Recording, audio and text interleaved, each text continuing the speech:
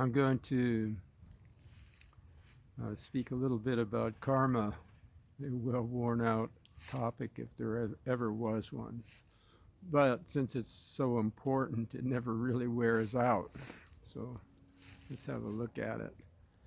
Uh, in Dharamsala, where I lived for a while, I knew some Tibetans that would carry white and black pebbles in one pocket. They'd start out every morning with a pocket full of pebbles.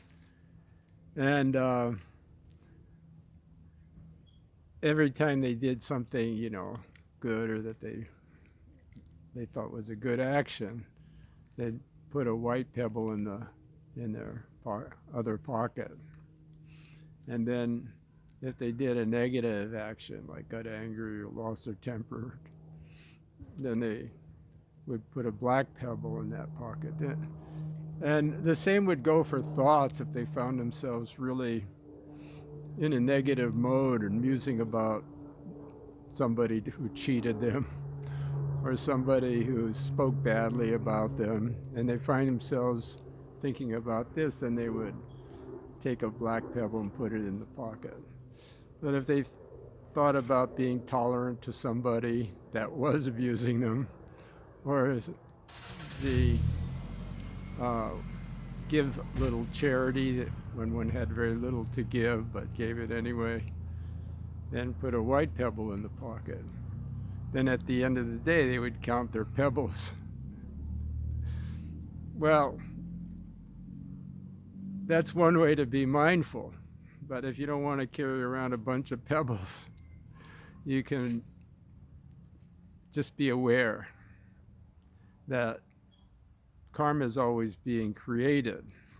Now, that has to be defined a little bit because there's neutral karma, like brushing our teeth, cleaning our dishes, washing our clothes, that we kind of do mindlessly, but kind of mindfully, but mindlessly too.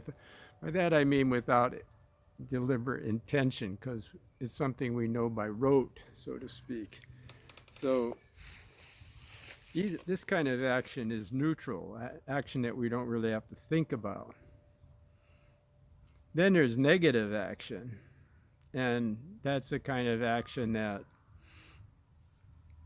we're not so proud of. We wish we didn't do. Afterwards, you say, "Oh, I should have known better," or we feel we were hungry to eat, but then we did something that made us not so hungry anymore. We lost our appetite all of a sudden. So there's all kinds of negative actions. And one of the things that's so negative about them is they generate negativity going forward. So if we act in a negative way towards a situation or circumstance today, we're going to have the propensity increased to do it in the future the same way. That's karma. Karma is like it builds.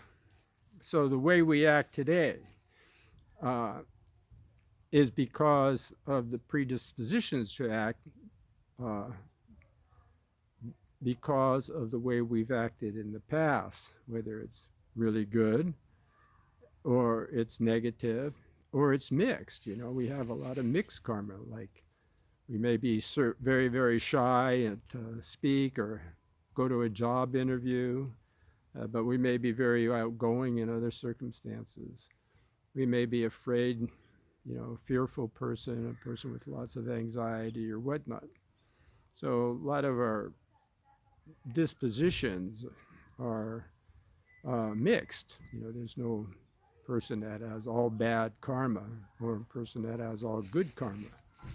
So our karma is mixed, but we can recognize which we like to own and increase, and which we'd rather, decrease and eventually overcome. Predispositions to anger, fear, anxiety, and slowness to respond to circumstances, and jumping to conclusions, and all of these kind of behavioralistic things are because of a momentum that we've built in the past. So karma is very much connected to past actions. Past actions create our present dispositions. So the good news is that our present actions create our future dispositions. So if we can, like in situations that would normally make us very angry, if we can remain silent and not respond, that's really good karma. It creates a really good tendency for responding in a similar way in the future. And so if we're naturally tending to blow up at certain situations, we can actually, over time, wash that all away, that whole tendency away. So it's up to each individual. My teacher used to say, if somebody gets angry at you, and whether rightfully or wrongfully, maybe you deserve it, but nobody deserves being spoken to in harsh terms. We may deserve whatever the person is talking about, but we don't deserve to be disrespected by harsh speech or anything like that. So if somebody speaks to us really harshly or unfairly, or talks behind our back, or even pushes us around, knocks us down or whatever, if we can be silent and ignore it.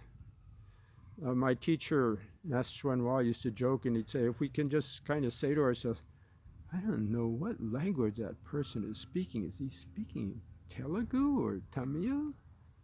Hindi? Sanskrit? Nepali maybe? Is it maybe Ukrainian? I don't understand a word that person's saying. And, carry an inner dialogue of some sort. Doesn't have to be that, with ourselves while we're getting blown up at. Then in the future, we will not be affected. We create momentum. Now, when it happens again, it's not like we're going to automatically be like a stone where the water rolls right off of, but we'll be less absorbent. We won't be a sponge either. So it takes time, but if we practice, we can turn our karma around, our dispositions around, create really positive energy going forward, and a tendency to move in a direction that we want to move into. So it's all intention, mindfulness, and that's how we create good karma. Particularly intentional actions are very powerful. When you intend to do something, the action is much more powerful. You create very good, powerful karma in both ways. So you got to be careful which way you're aiming that intention.